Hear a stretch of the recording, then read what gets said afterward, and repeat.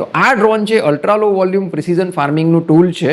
તો હવે આ કેવી રીતના કામ કરે છે કે હવે 10 લીટર, તો હું પહેલાં તમને એક ઉદાહરણ આપીશ કે દવા, તમે જ્યારે દવા ખરીદવા જાઓ છો રિટેલર, કોઈ પણ રિટેલર પાસે કાઉન્ટર ઉપર, તો તમે શું કહો છો કે ભાઈ આપણે સામાન્ય ભાષામાં વાત કરીએ છીએ કે ભાઈ મારે ચૂસિયા જીવાતની દવા જોવે છે કે મારે ઈયળની દવા જોવે છે, ત્યારે રિટેલર એક સામાન્ય પ્રશ્ન પૂછે છે કે કેટલા પંપ થશે. ઓકે, તો હવે સમજો કે ભાઈ એક ખેડૂત ગયા કે જેનો પાક થોડો મોટો છે અને એમણે કીધું કે ભાઈ મારે છે 10 પંપ થશે, બરાબર. તો રિટેલરે શું કીધું કે 500 ml 1 એકરનો ડોઝ છે, તો એણે કીધું કે ભાઈ 500 ml ને 10 પંપ વડે ડિવાઈડ કરીને તું 50 ml એક પંપમાં નાખજે. તો આ થયું. હવે બીજો કોઈ ખેડૂત ગયો અને જેને પાક થોડો નાનો છે, હવે એણે કીધું કે મારે તો ખાલી 8 જ પંપ થશે. તો હવે રિટેલર શું કરે છે, એ જ 500 ml ને 8 વડે ભાગશે અને એને એમ કહેશે કે ભાઈ તું 60 થી 65 ml એક પંપમાં નાખજે.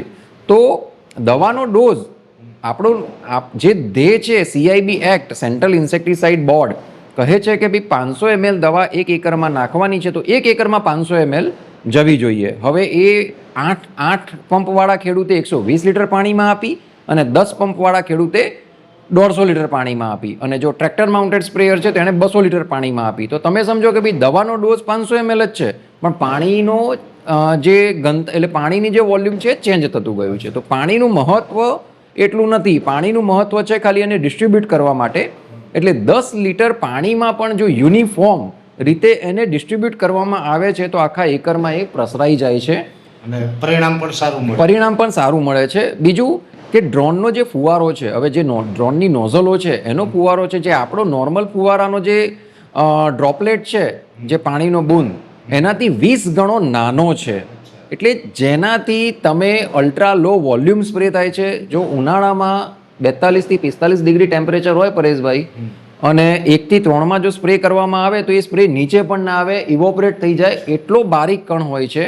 એટલે તમે સમજો કે આજે એક મોટું ટીપું જાય છે અને નાનો કણ જાય છે, તો 10 લીટર પાણી છે એ આરામથી 1 એકરમાં ડિસ્ટ્રીબ્યુટ થાય છે. બીજું છે કે ડ્રોન ઝડપથી કામ કરે છે. આપણો જે માણસ છે ચાલે છે, તો ચાલતા શું છે કે 4 થી 5 કિલોમીટર પ્રતિ કલાકની સ્પીડે ચાલતો હોય અને દવાનો છંટકાવ કરતો હોય, જ્યારે ડ્રોન છે 15 થી 16 કિલોમીટર પ્રતિ કલાકની સ્પીડે ઉડે છે અને ટોપ ડાઉન સ્પ્રે કરે છે. આપણે જ્યારે સ્પ્રે કરીએ છીએ હોરિઝોન્ટલ છે, આપણે આડો ફુવારો જાય છે, બરાબર. પણ જ્યારે આપણે સાવરમાં નાહવા જઈએ ત્યારે ઉપરથી જે થાય છે તો કેમ સંપૂર્ણ તમારું શરીર પલળે છે, તો એવી રીતના ટોપ ડાઉન સ્પ્રે થાય છે, તો પાકને ઉપરથી લઈને નીચે સુધી છંટકાવ થાય છે.